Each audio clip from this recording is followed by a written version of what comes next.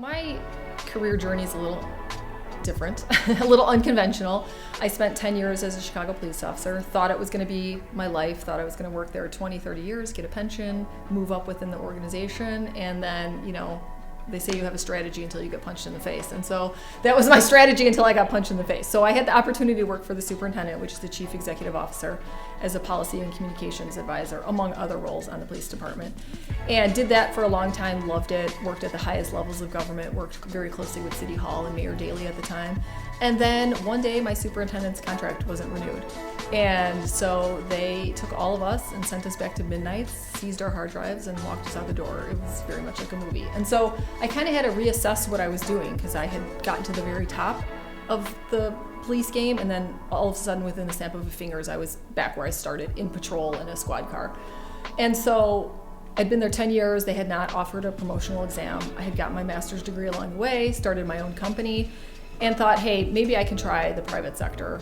I come from a total blue-collar family in the city of Chicago, middle of Chicago, and never really thought that that was in my career journey until I saw the potential of what I could do when I had the opportunities on the police department. And so I transitioned to the private sector and went to Motorola Solutions, which was a great fit because their core customer is public safety, and I had a ton of great public safety expertise. And so I got there, and since there were no opportunities on the police department, I thought, I'm going to totally nail this in the private sector. I'm going to get promoted right away.